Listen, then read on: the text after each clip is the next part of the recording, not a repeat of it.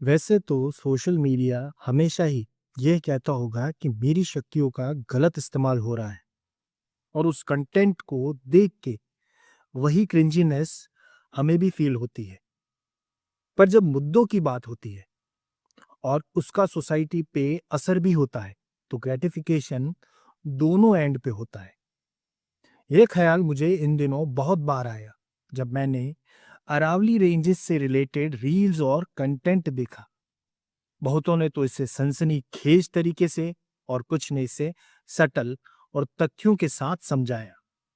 तो बात यूं है कि सुप्रीम कोर्ट के ऑर्डर और एनवायरनमेंट मिनिस्टर के स्टेटमेंट में कहीं तालमेल नहीं दिख रहा।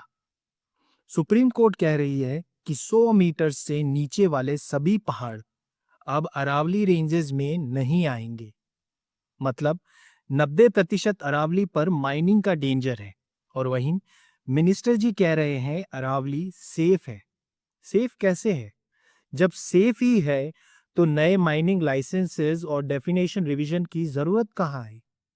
अवैध खनन रोकने की जगह नए माइनिंग लाइसेंसेस देना, वो भी इतने बड़े तौर पे 90%। हम ऐसा भी नहीं सोचते हैं कि खनन बिल्कुल नहीं होना चाहिए। नहीं होगा तो इंसानी जरूरतें कैसे पूरी होगी, इकोनॉमिक ग्रोथ कैसे होगी? बट इतनी ब्रॉड डेफिनेशन जिसमें 90% पहाड़ियां खतरे में आ जाए, ये नहीं पच रहा। इमेजिन कीजिए, अगर ये ऑर्डर इम्प्लीकेशन में आता है तो क्या हो सकता है? पहाड़ों के कटने से थार डेजर्ट की जो रेत है वह उड़ के अरावली के ईस्टर्न साइड की तरफ आएगी और जो हरा भरा राजस्थान हमें दिखता है उसको भी रेगिस्तान बना देगी।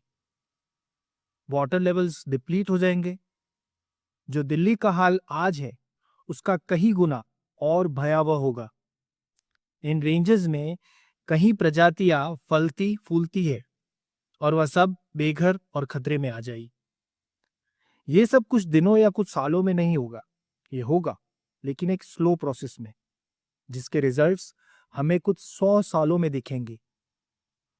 तो आज की जरूरत यह है कि हम सब की आवाज जोर की होनी चाहिए और सबको इस पर बोलना चाहिए। बाकी कच्चा बादाम और दूस दूस तो हम सब कर ही रहे हैं। जय हिंद।